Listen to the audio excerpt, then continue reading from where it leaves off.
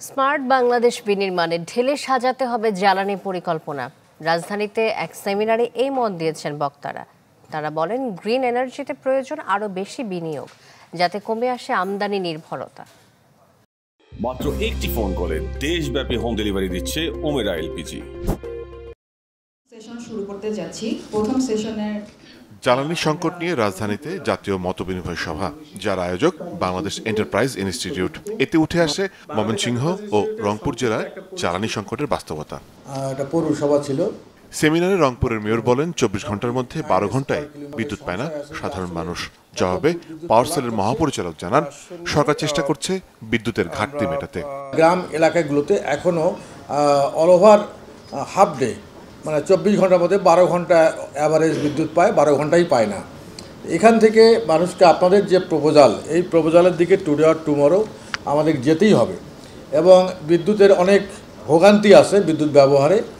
আপনারা বিভিন্ন পত্রপত্রিকা বা আপনারা ফেসবুক মিডিয়ার মাধ্যমে দেখেন যে বিদ্যুৎ লাইনে আমাদের বিশেষ করে বিলিং সিস্টেমের মধ্যে অনেক কনজিউম হয়েছে একরকম, বিল হয়েছে আরেক রকম। যদিও আমরা 100% অ্যাক্সেস টু ইলেকট্রিসিটি আমরা করেছি, কিন্তু এখনও আমাদের এই নিরবিচ্ছিন্ন মানসম্মত বিদ্যুৎ এবং প্রাথমিক জ্বালানির যে ক্রাইসিসগুলো সেগুলো আমাদের রয়ে গেছে। এটা হলো বাস্তবতা।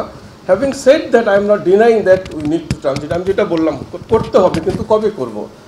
ওই যে একটু আগে ইনফর্মালি আলাপ হচ্ছিল, আমাদের এই ম্যাডাম উনি একটা সিভিল সোসাইটি অর্গানাইজেশন লিড করতেছেন, জাস্ট ট্রানজিশন। আবার নতুন আরেকটা কথা আসছে, গ্লোবালি চিন্তা করলে আমাদের ক্ষেত্রে সেটাই চিন্তা করতে, জাস্ট ট্রানজিশনটা কখন হবে, আমরা কি এই অবস্থায় প্রস্তুত কিনা।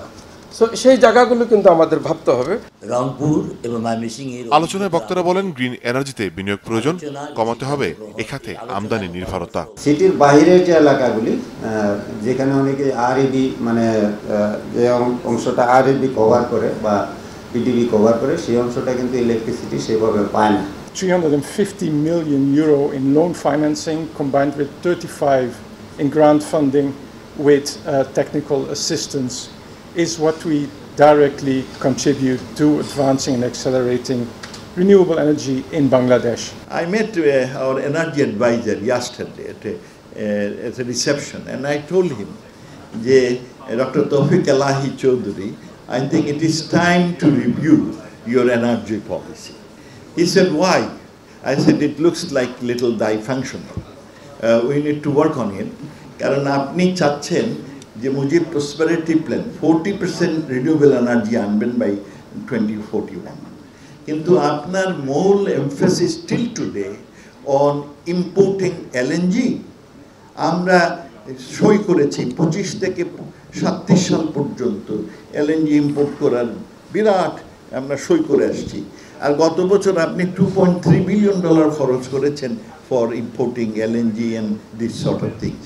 আর আপনি বলতেছেন 1.7 বিলিয়ন আমি খরচ করব ফর রিনিউয়েবল এনার্জি। ওটা তো চেহারাই দেখিনি।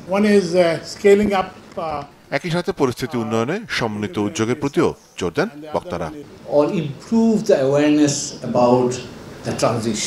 মোর্শেদ হাসিব, চ্যানেল 24, ঢাকা।